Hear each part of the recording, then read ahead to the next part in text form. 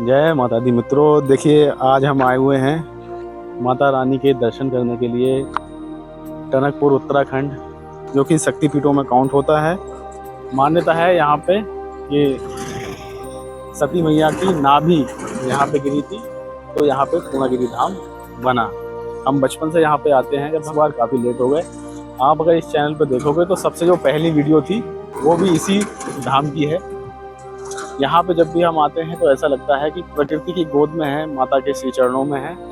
बहुत ही ज़्यादा दिव्य आनंद की प्राप्ति होती रहती है। तो एक बार प्रेम से बोलेंगे जय माता। जय माता दी।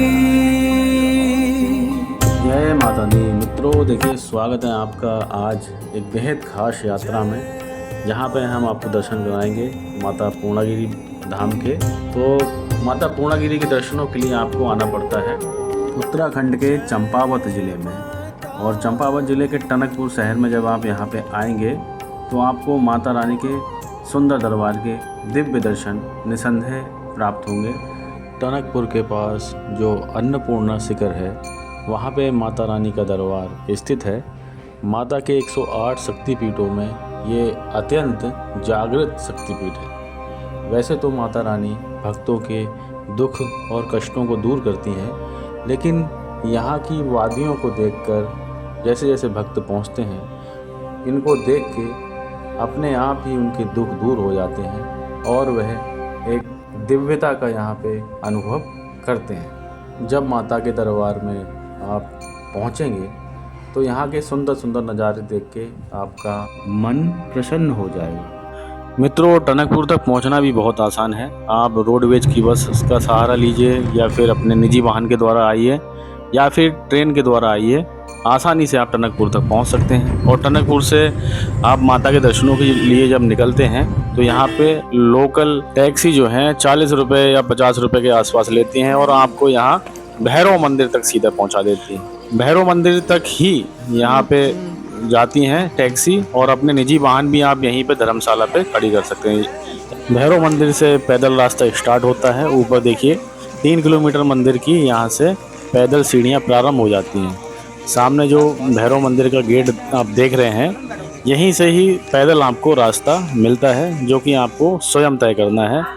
यहाँ पे जब हम पहले आते थे तो ये घंटा जो यहाँ पे लटक रहा है, ये बिल्कुल नया था, सही चल रहा था। अभी हमने सोचा बुलाएं तो इसमें अंदर का जो बुलाने वाला घंटा था वह था ही नहीं यहाँ पे। तो ये घंटा अभी बहुत ही दयनीय अवस्था में है और यहाँ नया लगाने की आवश्यकता है। पहले देखिए यहाँ पे भैरव मंदिर का यहाँ से निकास था, लेकिन आजकल इधर की जगह ये लेफ़्ट साइड से ऊपर के लिए चढ़ाई करते हैं। तो भैरव मंदिर यहीं से प्रारंभ होता है, तो इसलिए इसका नाम यहाँ से भैरव मंदिर रख दिया है। अब यहाँ पे देखिए, आप चाहो तो भैरव मंदिर के यहाँ से दर्शन कर सकते हैं। भैरव बाबा यहाँ पे दर्शन देते हैं। पहले रास्ता इधर से था, लेकिन जैसे जैसे डेवलपमेंट हो रहा है रास्ते भी नए बनते जा रहे हैं। यहाँ जो धर्मशालाएँ हैं, यहाँ पर आप निःशुल्क रुक सकते हो। इन सब में बहुत सारी धर्मशालाएँ हैं। बस क्या करना है, आपको प्रसाद लेना है।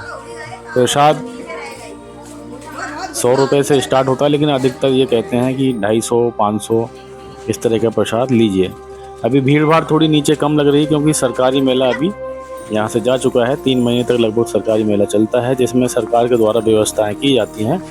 चूँकि अभी भीड़ कम लग रही है, लेकिन ऊपर मंदिर का जो प्रांगण है वह काफ़ी सकरी जगह है, छोटी जगह है, तो वहाँ पर भीड़ का दबाव ज़्यादा बन जाता है। तो इसलिए जो है वहाँ पे लंबी लंबी लाइन लगने की पूरी संभावना रहती है। दोनों तरफ दुकानें मिलती हैं, यहाँ पे आप फ़ोटो खिंचा सकते हो और 10 मिनट में फ़ोटो दे देते हैं ये लोग। रास्ते सीढ़ियों वाले भी हैं और समतल भी हैं। और यहाँ पे आपको मैंने बताया था भैरव मंदिर तक तो गाड़ी जाती है, निजी वाहन वैसे भी, और जगह जगह आपको मंदिर मिलेंगे। दर्शन करते हुए आनंद लेते हुए चलिए। और ये फाइनल पॉइंट है जहाँ पे आपको जूता चप्पल यहीं उतारने हैं, और इससे आगे आपको नंगे पैर यात्रा करनी होती है, क्योंकि यहाँ से जो मेन माता के मंदिर के लिए जो सीढ़ियाँ हैं वह प्रारंभ होती हैं। घाड़ी चढ़ाई है बिल्कुल, यहाँ पे जो सीढ़ियों के द्वारा ही है बिल्कुल। यहाँ से आप मेन मंदिर की ओर प्रस्थान करते हैं। माला भी है, फूल भी है, दोनों चीजें हैं। 20 रुपए की माला जरूरी होती है, माता जी की माला भी है, फूल भी। तो प्रसाद पहले ही ले लिया, यहाँ से फूल मालाएं ले ली। अब हम चलते हैं माता के दर्शनों के लिए, और बाहर सुंदर सुंदर आपको दृश्य देखने को मिलते हैं। बहुत ही सुंदर यहाँ पे आपको वातावरण मिलता है, ठंडी ठंडी हवा आपको आती है यहाँ पे।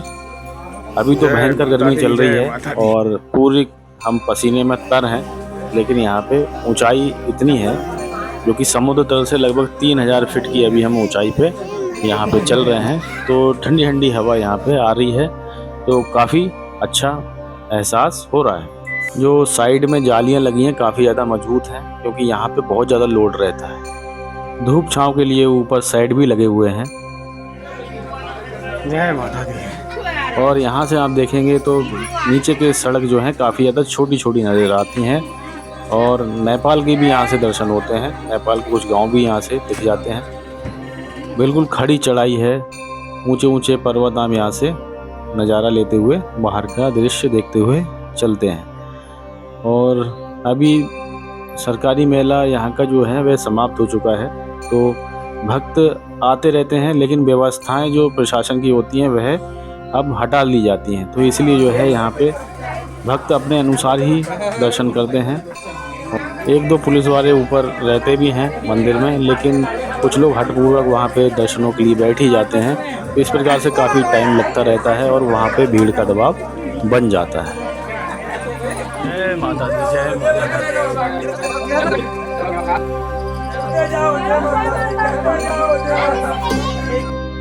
बाहर देखिए बहुत ही सुंदर प्रकृति के दर्शन होते हैं। बहुत हरे भरे पेड़ हैं, यहाँ पे शारदा जी भी बह रही हैं।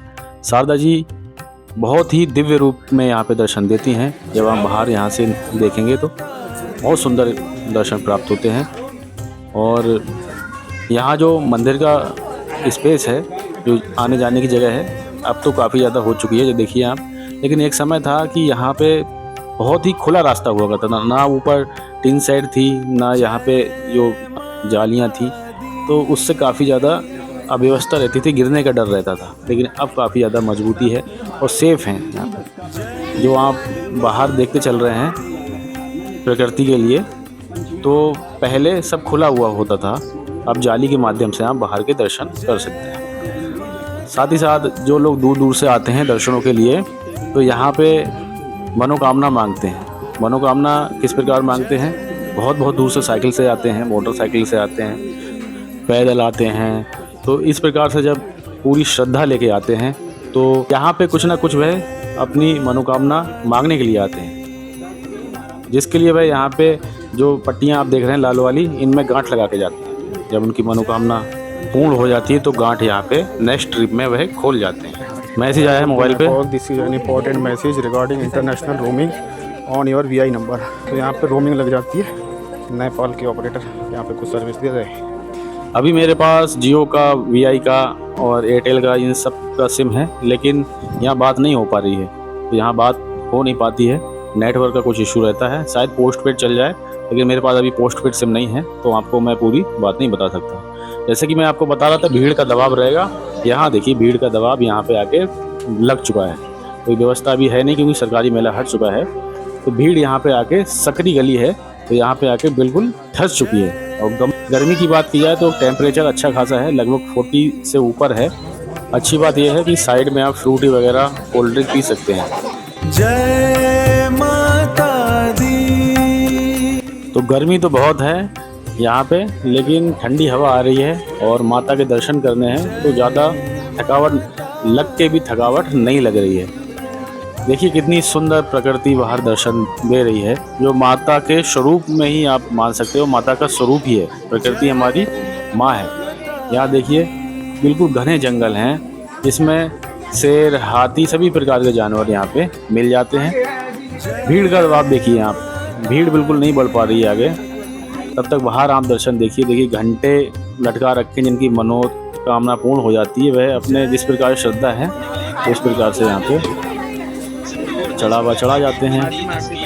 और यहाँ बहुत भीड़ है और गर्मी भी बहुत है, व्यवस्था अभी नहीं है। तो माता का नाम सुमिरन करते हैं, याद करते हैं उनको। सामने शारदा जी हैं। कुछ लोग तसल्ली नहीं करते हैं, लड़ाई करते हैं, लेकिन हम समझाने का प्रयास करते हैं कि माँ के दरबार में हो तो गर्मी में गर्मी मत दिखाओ, दर्शनों के लिए आए हो तो दर्शन ही करो। आराम आराम में करोगे तो सेफ रहोगे, वरना सबके लिए दिक्कत है। तो कुछ लोग आपस में लड़ाई कर रहे थे, लेकिन हमने समझाया तो मान भी गए।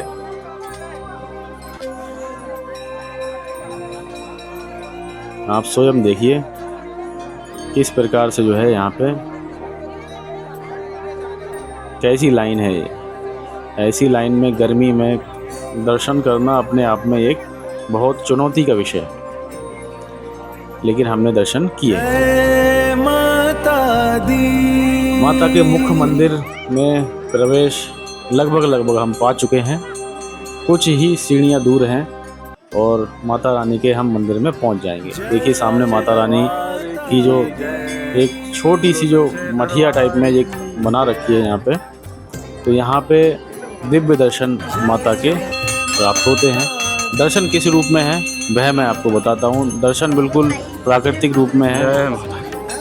यहाँ पे एक छोटी सी गुफा नुमा एक जगह है जहाँ एक मूर्ति लगा रखी है माता की, और एक छोटा सा सोने का छत्र है जहाँ पे पवित्र नाभि स्थल की पूजा यहाँ पे माता की जाती है।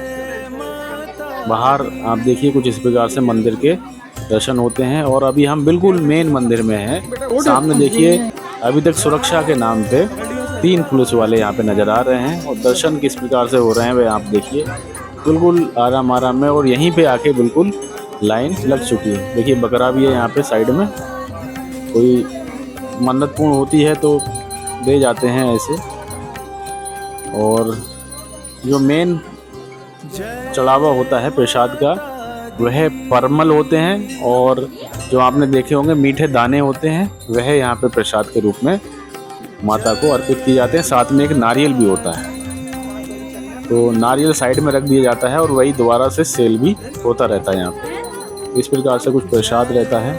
और सामने माता का जो मेन गर्भगृह है वह यहाँ पे हम लोग दर्शन कर रहे हैं। सामने लिखा भी है श्री माँ पूर्णागिरी धाम नाभि दर्शन स्थल, तो इस प्रकार से है। और दर्शन तो अब कर लिए हमने जैसे तैसे, ठीक दर्शन हो गए। दर्शन तो हम प्रकृति के यहाँ पे जो माता के स्वरूप है उसका हम करने आते हैं। मंदिर में भी हम माथा टेकते हैं, लेकिन मेन उद्देश्य होता है यहाँ पे हम जब बाहर के नज़ारे हम देखते हैं, शारदा मैया के जब हम दर्शन करते हैं, और मंदिर में जब हम ये ठंडी ठंडी हवा का अनुभव करते हैं, तो साक्षात माता के हमें दर्शन प्राप्त हो जाते हैं। और बाकी तो श्रद्धा है सब। ये देखिए माता की दिव्य रूप है, पूरी प्रकृति माता का दिव्य रूप है। जब आप अन्नपूर्णा पर्वत पे यहाँ पे आएंगे तो यहाँ पे देखिए कुछ इस प्रकार से जगह जगह मूर्तियाँ मिलती हैं जो कहानी पूरी बयां करती हैं।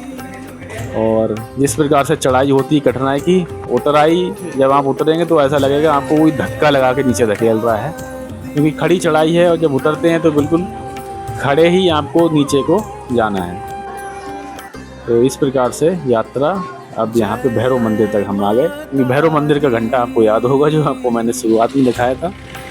फिर यहाँ से अगर कोई टैक्सी से आ रहा है तो अपनी टैक्सी यहाँ पे 40 रुपये या 50 ऐसे जाते हैं। यहाँ से सीधे आप चले जाइए मंदिर जो कि नेपाल में है, वहाँ तक आप अगर नहीं जा रहे थे तो यहाँ प्रकृति का आनंद लेते हुए दुकानों से आप कुछ सामान वगैरह ले सकते हैं, जो कि प्रसाद के साथ दान में दिया जाता है। जय माता दी, जय माता दी। दिव्य ज्योति जगमा करे तेरी पूर्णागिरी माँ, भव्य रूप देख कर। और यहाँ से अब हम नीचे की तरफ चल रहे हैं टनकपुर की साइड पे।